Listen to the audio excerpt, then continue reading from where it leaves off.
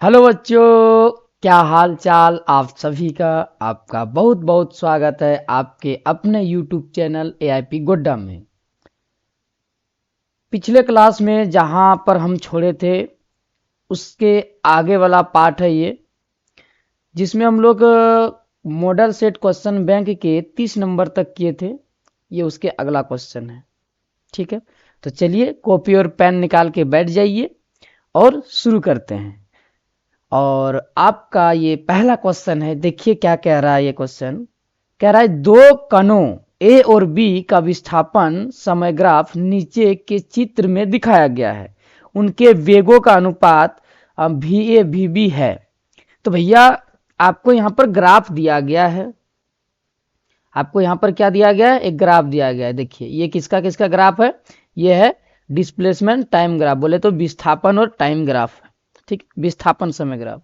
और हम आपको बताए थे कि विस्थापन समय ग्राफ में, विस्थापन समय ग्राफ का जो ढाल है वो किस चीज को बताता है बाबू? वेग को बताता है। और ढाल निकालने के लिए हम आपको क्या बताए थे? ढाल, डाल नहीं पढ़ना, ढाल। ढाल बराबर क्या होता है बाबू? टेन थीटा होता है। क्या होता है? Tan theta. मतलब अगर आप टेन थीटा निकाल देते हैं तो क्या निकल जाएगा? ढाल। और उस ढाल से क्या मिल जाएगा? वेग मिल जाएगा। ठीक है, तो यहाँ पर दो लाइन दिया गया है। देखिए यहाँ पर दो लाइन दिया गया है। एक एक्स अक्ष के साथ 30 डिग्री है का झुकाव कोण है और एक है 60 डिग्री। ठीक है, तो दोनों का अगर हम स्लोप निकाल देते हैं, दोनों ग्राफ का क्या निकालते हैं? स्लोप निकालते हैं, तो हमको क्या मिल जाएगा? वेग मिल जाएगा। ठीक है, जब भी आपको विस्थापन और समय ग्राफ में से ग्राफ दिया हो, ठीक है, तो अगर आप ढाल निकाल देते हैं तो उससे क्या मिल जाएगा? वेग मिल जाएगा। चलिए तो पहले निकालते हैं। जैसे देखिए ये ग्राफ जो है यहाँ से यहाँ तक, ये वाला ग्राफ ये है, इसका वेग जो मान लेते हैं VA है। ठीक है, और ये वाला ग्राफ, ये वाला ग्राफ, ये वाला जो ग्राफ है, ठीक है, ये वाला ग्राफ, इसका वेग को मान लेते हैं VA और ये VB हो जाएगा। चलो इसको थोड़ा सा साफ कर देते हैं, सीधा नहीं बना, थोड़ा सीधा बनाते हैं, अच्छा दिखेगा। ठीक, तो दो ग्राफ दिया गया है। ठीक है, तो इस ग्राफ को चलिए बना लेते हैं यहां से। हाँ, ये दो ग्राफ दिया गया इस प्रकार से। तो दोनों ग्राफ का ढाल निकाल देंगे तो क्या मिल जाएगा? हमको मिल जाएगा वेग। तो इसका वेग को मान लेते हैं बाबू VB। ठीक है, चलिए VB मान लिए। अब देखिए क्या कह रहा है। तो भैया हम पहले निकालते हैं VA। तो यहाँ से यहाँ तक एंगल कितना बना? यहाँ से यहाँ तक एंगल देखिए, यहाँ से यहाँ तक एंगल कितना? 60 डिग्री है। तो निकालते हैं ढाल इज इक्वल टू क्या देगा? वेग। वेग बराबर इसका ढाल, और ढाल बराबर क्या होता है? ढाल बराबर होता है टेन। देखिए यहाँ एंगल कितना दिया हुआ है? Ten 60 degree. क्या हो जाएगा? Ten 60 degree. ठीक है, टेन 60 डिग्री। तो बताइए बाबू, इसको हम बोल देते हैं भी, ओहो क्या बोल देते हैं? VA। क्या बोल देते हैं? VA। VA बराबर टेन 60 डिग्री। टेन 60 डिग्री का मान बताए? टेन 60 डिग्री का मान होता है √3।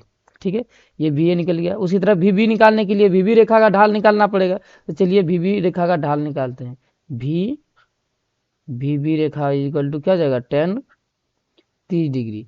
और टेन 30 डिग्री का मान क्या होता है बाबू? टेन 30 डिग्री का मान होता है 1/√3।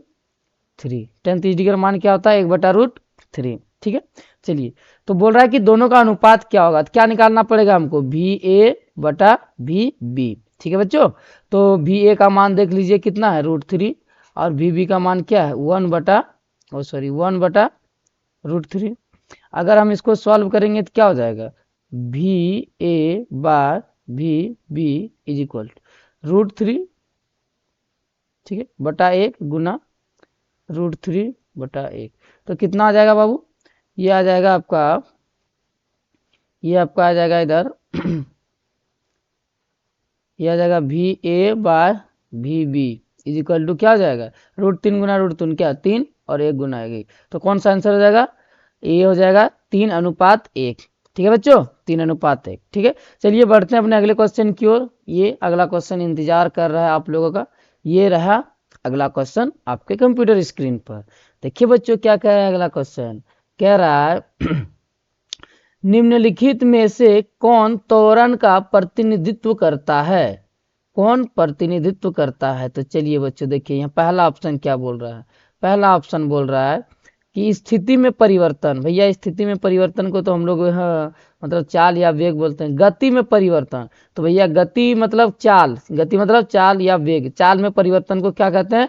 त्वरण कहते हैं। ठीक है, तो क्या हो जाएगा? गति में परिवर्तन। ठीक है, चलिए बढ़ते हैं अगला क्वेश्चन की ओर। अगला, हाँ बच्चों तो देखिए कह रहा है कि एक कैटरपिलर 1 मीटर प्रति घंटा की गति से यात्रा करना शुरू करता है। यदि गति में परिवर्तन की दर 0.1 मीटर प्रति सेकेंड प्रति घंटा स्क्वायर है तो 10 घंटे बाद अंतिम गति क्या होगा? बताइए। अब ये बोल रहा है, ये जो कीड़ा है, ये जो कीड़ा आप देख पा रहे हैं, ये कीड़ा ये बोल रहा है कितना के स्पीड से चल रहा है? ये कीड़ा चल रहा है,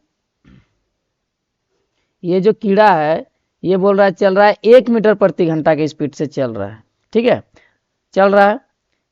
एक बार अगर इस कीड़ा को आप पैर में चल गया, ठीक है, तो उसके बाद आपको पूरा फिजिक्स केमिस्ट्री बायोलॉजी सब भुला देगा ये। ठीक है, तो चलिए इसी पर एक न्यूमेरिकल दिया गया है, बनाते हैं। तो भैया ये जो कीड़ा है, इस कीड़ा का जो वेग दिया हुआ है, देखिए प्रारंभिक वेग दिया हुआ है, कितना दिया है बाबू? 1 किलोमीटर प्रति घंटा की गति से यात्रा करना शुरू करता है, मतलब प्रारंभिक वेग दिया हुआ है बाबू। कितना दिया हुआ है? 1 मीटर प्रति घंटा दिया हुआ है। ठीक है, कि गति यात्रा करना शुरू करता है। यदि गति में परिवर्तन की दर, गति में परिवर्तन की दर को क्या बोलते हैं बाबू? त्वरण। त्वरण दिया हुआ है, कितना दिया हुआ है? 0.1 मीटर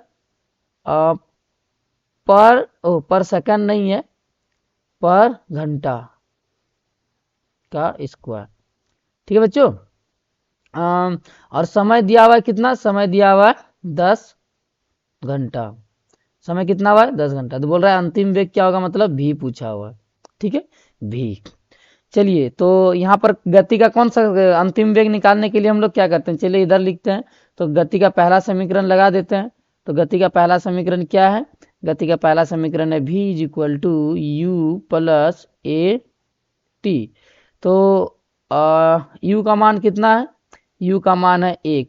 ठीक है बच्चों, प्लस त्वरण, त्वरण कितना है? त्वरण है 0.1 और उसके बाद टी का मान कितना है? 10 है। ठीक है, तो यहाँ से 10 मतलब हटाएंगे, क्या आएगा? 10 कट गया, कितना बचा? 1। तो क्या आ जाएगा? 1 प्लस 1 इज इक्वल टू कितना हो जाएगा? 2 मीटर प्रति सेकेंड। तो देखिए बच्चों कौन सा आंसर हो जाएगा? 2 मीटर प्रति सेकेंड कैसे हो गया? प्रति आवर हो जाएगा। देखिए तो कौन सा आंसर हो जाएगा? Option number A. ठीक है बच्चों, देखिए चलिए बढ़ते हैं अगले क्वेश्चन की ओर। और अगला क्वेश्चन ये रहा। हाँ तो बच्चों देखिए अगला क्वेश्चन क्या है, कह रहा है किसी पिंड की गति के पहले 10 सेकंड में वेग 10 मीटर पर सेकंड से 20 मीटर पर सेकंड तक बदल जाता है। अगले 30 सेकंड के दौरान वेग 20 मीटर पर सेकंड से 50 मीटर पर सेकंड तक बदल जाता है। औसत त्वरण मीटर पर सेकंड स्क्वायर में क्या है? तो भैया चलिए बताते हैं क्या होगा। तो भैया औसत त्वरण जो होता है वो होता है फाइनल वेग माइनस इनिशियल वेग बटा टोटल टाइम। टोटल टाइम का मतलब t1 प्लस t2। ठीक है, टोटल टाइम। तो भैया फाइनल वेग देख लीजिए, फाइनल क्या है? फाइनल है 50। प्रारंभ कितना में हुआ था? 10 में हुआ था। टोटल टाइम कितना हुआ? 10 वहां पर सेकेंड, प्लस फिर लास्ट में समय कितना है? 30 है। तो घटेगा कितना बचेगा? 50 में 10 जाएगा, 40 बचेगा। 30 और 10 को जोड़ेंगे 40 होगा। 40 से 40 कितना बचा? 1। तो कौन सा ऑप्शन हो जाएगा बाबू? Option number A. चलिए ठीक है, बढ़ते हैं अपने अगले क्वेश्चन की ओर। और अगला क्वेश्चन क्या है? अगला क्वेश्चन ये है, देखिए क्या कह रहा है। कह रहा है कि निम्नलिखित में से कौन सा समीकरण त्वरण का प्रतिनिधित्व करता है? तो भैया त्वरण बराबर क्या होता है? देखिए त्वरण बराबर क्या होता है? त्वरण बराबर ये बराबर होता है v माइनस यू बटा टी। तो देख लीजिए v माइनस यू बटा टी कौन सा हो जाएगा? Option number D. तो चलिए जल्दी से बढ़ते हैं अपने अगले क्वेश्चन की ओर। और अगला क्वेश्चन ये रहा आपके कंप्यूटर स्क्रीन पर। क्वेश्चन क्या कह रहा है बच्चों? आप लोग भी थोड़ा पढ़िए और अपने से भी कोशिश कीजिए। कह रहा है कि निम्नलिखित में से कौन सा समीकरण त्वरण का प्रतिनिधित्व करता है? बताइए। वही तो क्वेश्चन को हम फिर से पेस्ट कर दिए हैं। सॉरी बच्चों, सॉरी। चलिए अगले क्वेश्चन की ओर बढ़ते हैं। अगला क्वेश्चन ये रहा आपके कंप्यूटर स्क्रीन पर, कह रहा है यदि कोई वस्तु एक सरल रेखा में चल रही है और उसका वेग बढ़ रहा है तो उसका त्वरण क्या होगा, धनात्मक ऋणात्मक। अरे भैया अगर वेग बढ़ रहा है तो त्वरण आंख कान बंद करके धनात्मक मार देना, ठीक है। चलिए बढ़ते हैं अपने अगले प्रश्न की ओर। और अगला प्रश्न क्या है बच्चों, ये रहा आपके कंप्यूटर स्क्रीन पर। अगला प्रश्न कह रहा है इनमें से कौन सा कथन एक समान त्वरण के बारे में सत्य है, एक समान त्वरण के लिए सत्य है। चलिए पढ़ते हैं। कह रहा है प्रत्येक समान समय अंतराल में वेग एक सतत प्रतिशत से बदलता है। नहीं, प्रत्येक समान समय अंतराल में वेग एक नियत मात्रा में बदलता है। नहीं, प्रत्येक समान समय अंतराल में वेग एक नियत दर से बढ़ता है। तो वेग अगर नियत दर से बढ़ेगा तो त्वरण क्या हो जाएगा, त्वरण भी क्या होगा, नियत हो जाएगा। Option number C. चलिए देखिए अगला क्वेश्चन क्या है, आप लोग भी थोड़ा ट्राई कीजिए, ठीक है। बोल रहा है कि कह रहा है एक वस्तु पृथ्वी की सतह के निकट मुक्त पतन में गिर रही है, गुरुत्वाकर्षण के कारण त्वरण का अनुमानित मान क्या होगा। तो ये सभी कोई जानता है कितना होता है, 9.8 मीटर पर सेकंड स्क्वायर, ठीक है बच्चों। चलिए देखिए अगला क्वेश्चन क्या है। अगला क्वेश्चन ये है, बस वही है, 2 बार लिख दिए हैं हम भी। चलिए अगला प्रश्न ये है, कह रहा है कि एक वस्तु पृथ्वी की सतह पे, कितना बार इसको हम पेस्ट किए हैं यार, वही क्वेश्चन तो बार बार एकदम हम बौखला गए क्या एकदम। देखिए 40 नंबर का क्वेश्चन क्या कह रहा है बच्चों, कह रहा है निम्नलिखित में से कौन सी स्थिति मंदन का प्रतिनिधित्व करता है। मंदन कब होता है बाबू, मंदन कब होता है, जब किसी कार का या किसी भी वस्तु का गति कम होता है, घटता है, तभी क्या होता है, मंदन उत्पन्न होता है। तो देखिए क्या है, कह रहा है हाँ, कह रहा है कि एक कार तेज गति से चल रही है। नहीं भैया, एक तेज गति से चल रही है तो त्वरण उत्पन्न होगा। एक कार जो नियत गति बनाए रखी है तो रहने 0 हो जाएगा। एक कार धीमी हो रही है, बस बस बस बस यही। अगर कार धीमी हो रही है तो क्या उत्पन्न होगा बाबू, तो मंदन उत्पन्न होगा। क्या उत्पन्न होगा, मंदन।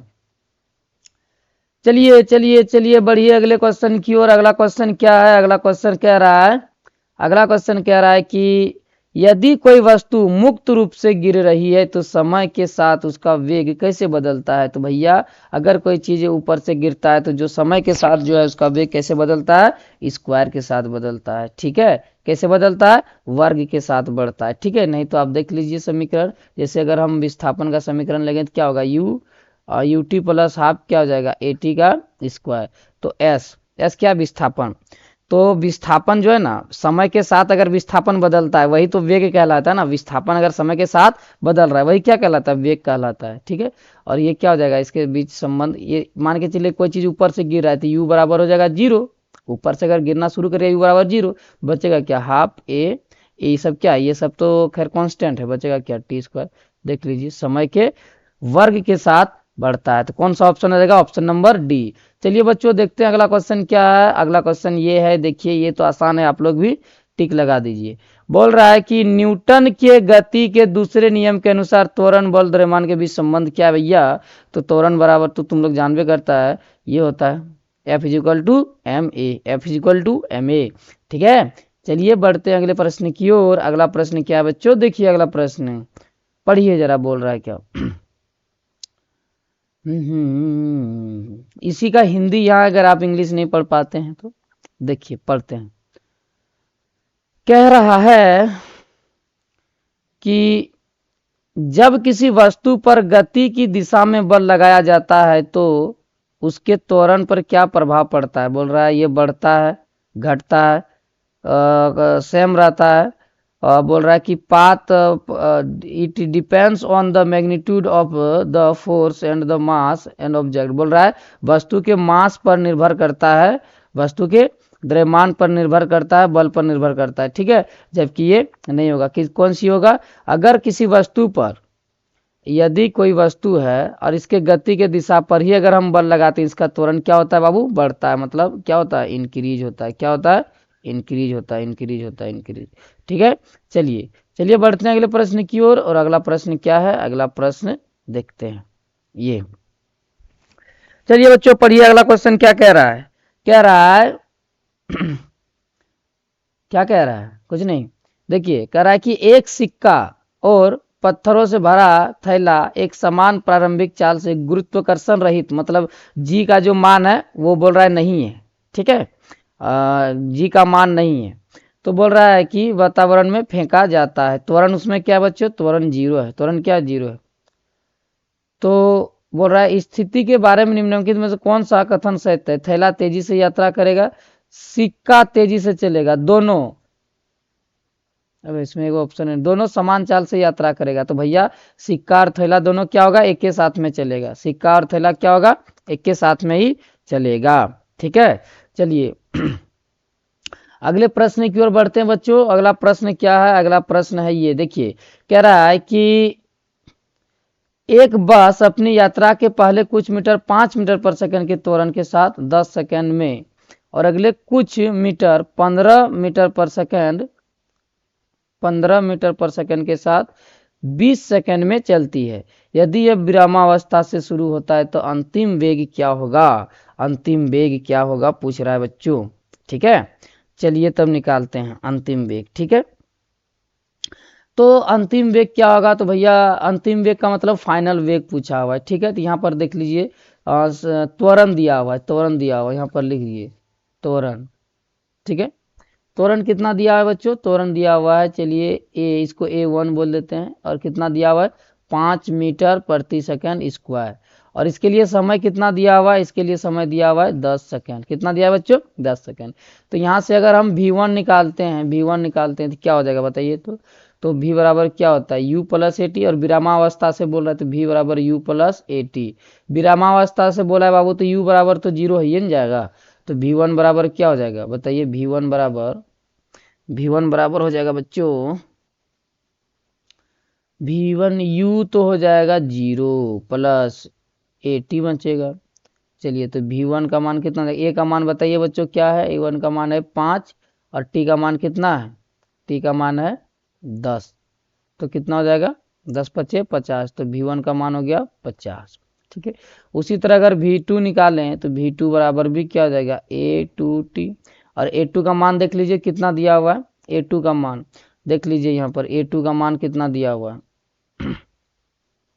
तो आपको बता देते हैं A2 यहाँ पर क्वेश्चन में पढ़िए ना, त्वरण दिया हुआ है 15 दिया हुआ है। कितना दिया है बच्चों, 15। ठीक है, और समय इसके लिए दिया हुआ है कितना, समय दिया हुआ है 20 सेकेंड। तो यहाँ पर रख दीजिए 15 और इधर हो जाएगा कितना 20।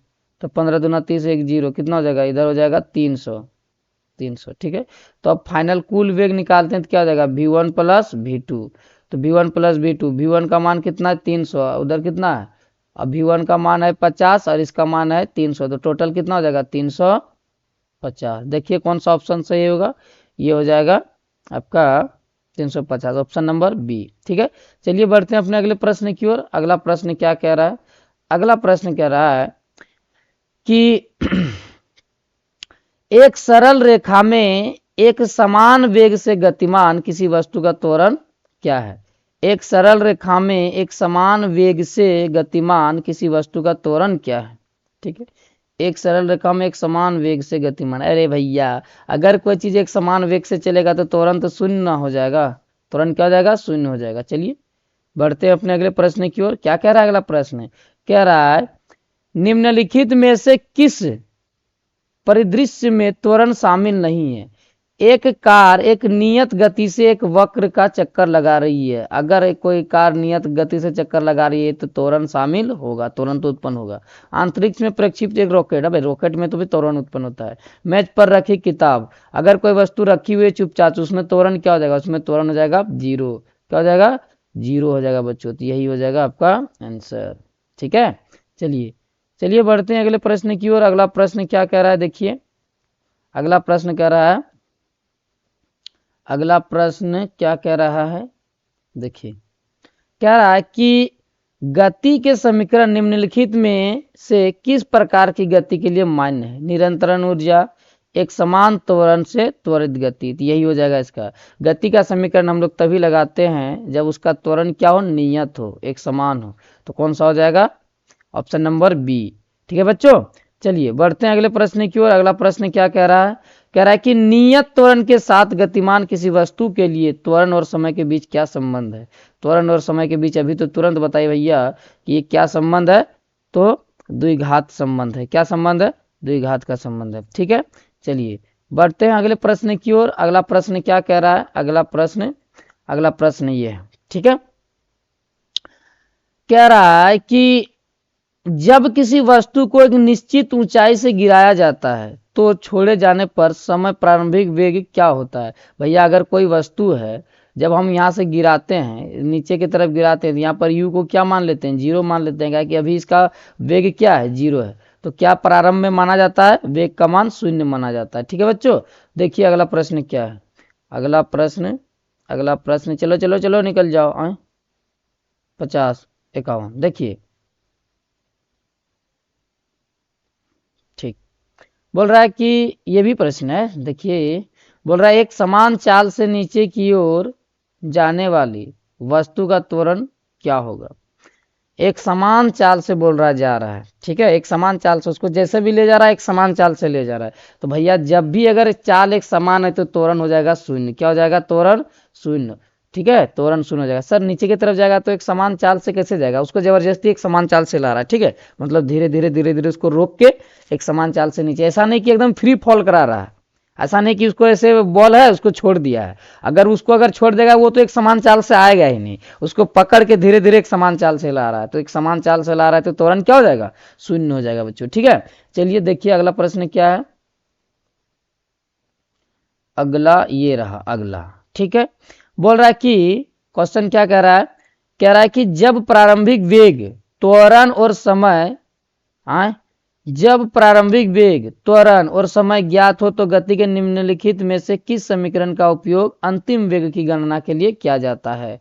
तो भैया अगर तुमको प्रारंभिक वेग त्वरण और समय दिया है तो कौन सा समीकरण यूज किया जाएगा, पहला समीकरण गति का, ये v बराबर u प्लस ए टी। ठीक है बच्चों, चलिए अब बढ़ते हैं अपने अगले प्रश्न की ओर। और अगला प्रश्न क्या है, चलो किधर गया। अगला प्रश्न ये है,